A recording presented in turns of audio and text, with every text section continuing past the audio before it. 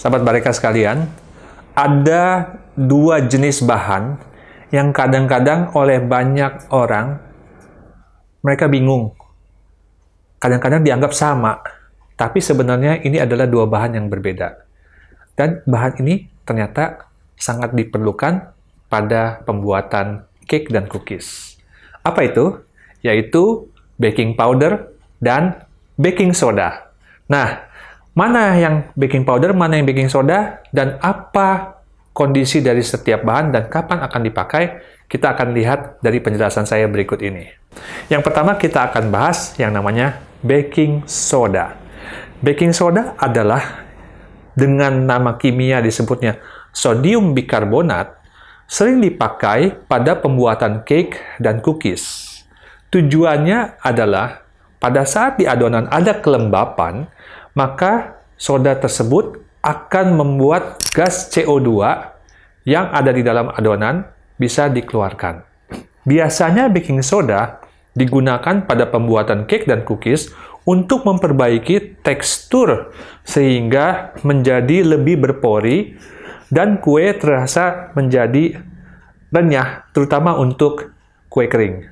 Baking soda secara kimiawi menghasilkan gas yang namanya CO2 atau karbon dioksida. Dengan adanya kelembapan dan keasaman, maka gas CO2 tersebut akan dihasilkan. Sekitar 1/4 sendok teh dari baking soda diperlukan untuk setiap 120 gram dari tepung terigu yang ada di dalam pembuatan adonan cake ataupun kue. Baking soda tidak dapat digunakan secara khusus sebagai bahan pengembang karena aroma dan tampilan dari produk akan terpengaruh dengan adanya baking soda tersebut. Baking soda hanya digunakan ketika campuran dari terigu yang memakai bahan yang mengandung asam, contohnya seperti lemon, cuka, yogurt, brown sugar, buttermilk, coklat bubuk, atau cream of tartar ditambahkan atau dipakai pada adonan. Tanpa adanya penambahan bahan-bahan tersebut, tidak disarankan untuk memakai baking soda.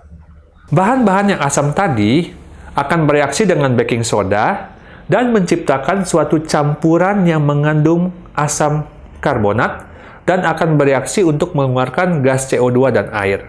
Efek pengembangan yang terjadi pada adonan terjadi karena adanya reaksi yang ada di dalam bahan-bahan tersebut, dan terutama terjadi ketika produk tersebut selesai diaduk atau dicampurkan, kemudian kita masukkan ke dalam oven untuk dipanggang. Maka untuk memakai baking soda, dipastikan setelah selesai pengadukan, segera dilakukan pemanggangan pada cake dan kue kering tersebut supaya terjadi pengembangan yang diperlukan. Bahan berikutnya yang akan kita bahas adalah baking powder. Pada saat menggunakan baking powder, tidak perlu dilakukan lagi penambahan bahan-bahan yang mengandung asam pada adonan tersebut dengan tujuan untuk menciptakan gas CO2 karena zat asamnya sudah terdapat atau sudah terkandung pada baking powder tersebut.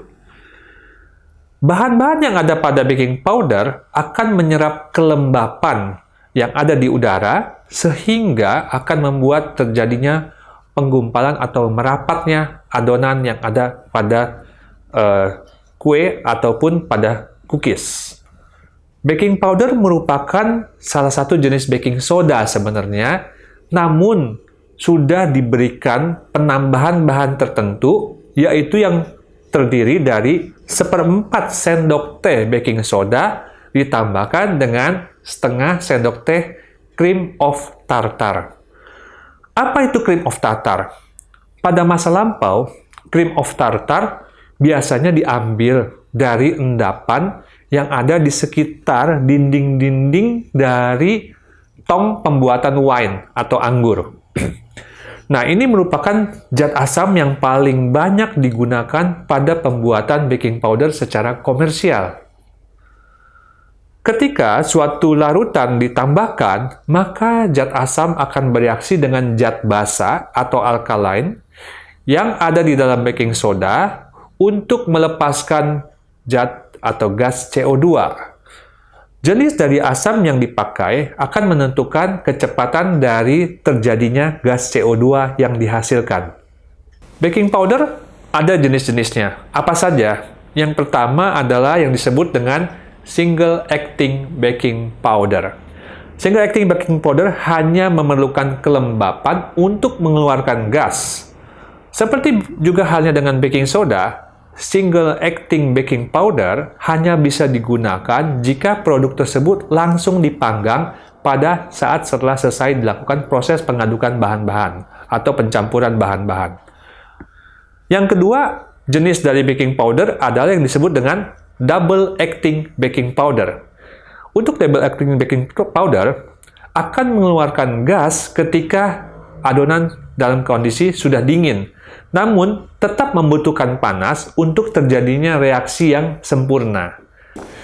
Untuk adonan kue yang memakai double acting baking powder, perbedaannya dengan yang single acting adalah adonannya tetap masih bisa bertahan sementara, tidak harus cepat-cepat dimasukin ke dalam oven.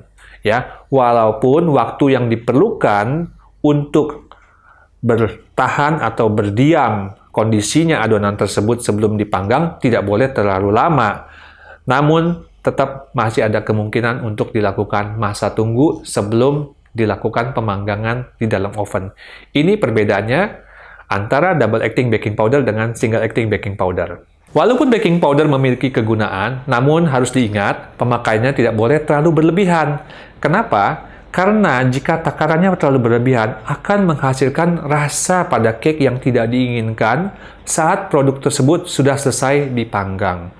Kue akan mengembang terlalu banyak atau terlalu besar dan akan jatuh sebelum kue tersebut set atau selesai dipanggang, sehingga cake-nya akan kolaps. Maka pastikan pemakaian baking powder dipakai dalam jumlah takaran yang secukupnya sesuai dengan aturan pakai yang ada di dalam kemasan baking powder tersebut. Baiklah sahabat Bareka, semoga penjelasan mengenai perbedaan antara baking soda dengan baking powder tersebut bermanfaat bagi Anda yang giat dalam membuat cake maupun kue kering.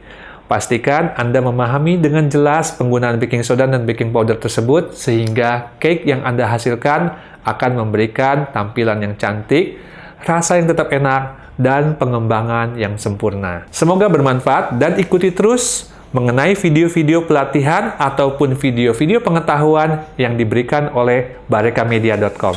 Sampai jumpa.